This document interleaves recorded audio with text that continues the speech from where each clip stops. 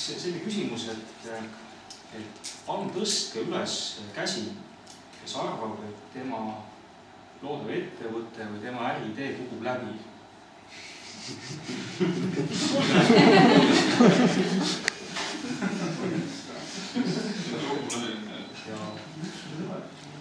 Ja siis optimist on palju, see on üks ettevõtja põhimus.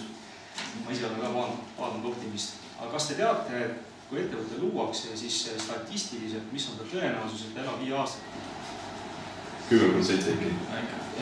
Ütleme, USA turu keskmine on 50%, et pooled, ütleme 8 loe, eks ju, siis on nagu õnnestumise protsent. Tõenäoliselt sellistes riskantsemates ettevõtlusarvudes nagu IT või ütleme, sellised innovatiivsed tehnoloogiasektorid, see isegi on suurem, see ebaõnnestumise protsent. Ma räägingi siis enda kogemustest, et kuidas me oleme nüüd 3 aastat arendanud ühte tarkvara toodet, mis on peamiselt suunatud USA, Kanada ja Inglismaa turule.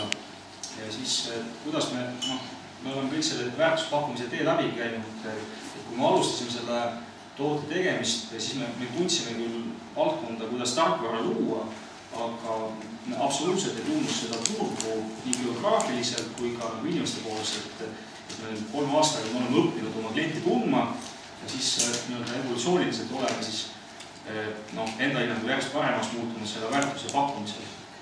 Ja siis mõned õppetunnid, mis me oleme saanud. Et põhimõtteliselt on 3 sellist suurt peatükki.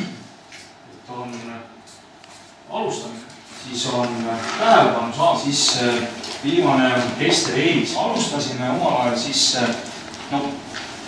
me küll, ütleme, kuidas me formuleerisime seda sihtturgu, et me ütleme, päris julgelt esimesed 2-3 kuud me nagu arutasime, tegime igasugu mindmap'e ja white paper'id ja presentatsioone, et mida me siis kellele pakkuda tahaksime. Ja kaudu me teadsime, et see on sihtgrupp on sellised väiksed ettevõtted, kes müüvad oma töötundi ja et nad on globaalsel turul. Et me alustame nägime visioonis, et kõik maailma riigid teed ühe rakenduse ja kõik hakkavad kasutama. Ja siis me ikkagi püüdsime võimalikult detailselt seda, mida me pakume ja kellel kogu uuringute, konkurentide, analüüsiga, megakaitidega.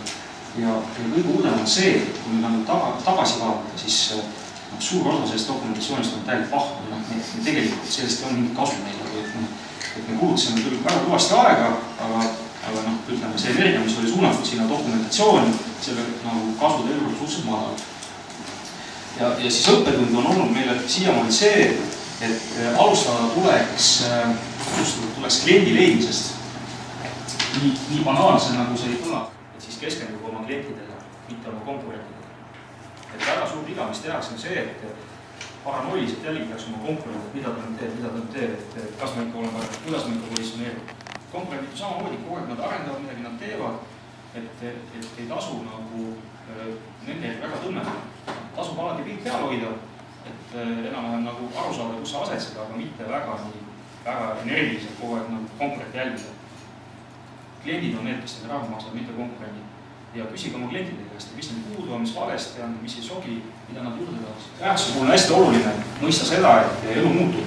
Et ei ole nii, et sa saad väärtuspakkumise paika ja siis paned elu lõpuni selle laine arjale. Et sul pool aasta pärast on konkurendid sul selle ärimudel ära kopeerinud, on tulnud uus tehnoloogiline mingi lahendus välja, mis ongi kõik vastu taevast.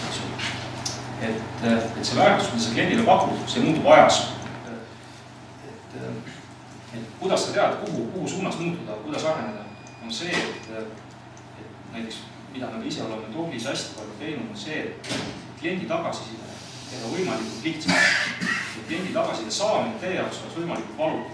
Mitte, et ei peida ennast kuhugi call centeri mingisse rägastikku, et jumala eest keegi tuleks mingi muret kurtama, et vastu pidi, et püüdke integreerida ennast kliendi aju kuidagi, et te saaksite kohe, kui te midagi mõtlete, saaks kohe sellest teada ja vastavaid otsuseid seal edasi vastu võtta.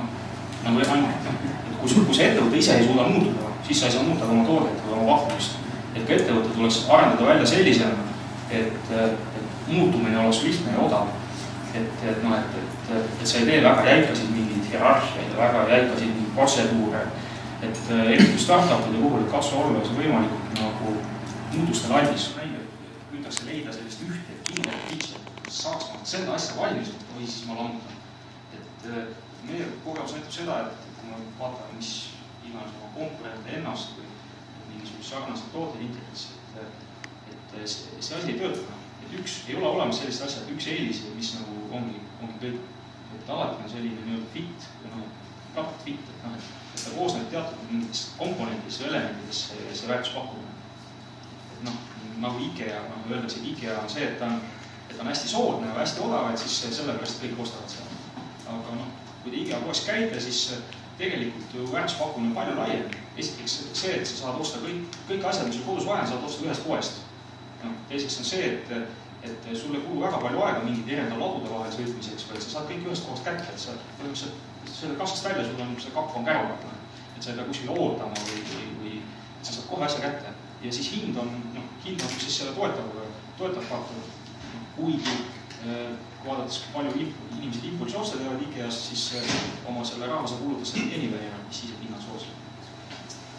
Product fit, et just, ja siis on ka siin raskem nagu konkurentidel raskem nagu haavata. Kui on nagu üks väga selge eelis, siis seda on lihtsam nagu kopeerida kui sellist nagu terviklikku elamust. Püüda alati nagu leida neid konkurentsieeliseid leida või sellist ägedaid väärtusasju leida mitmest kohast.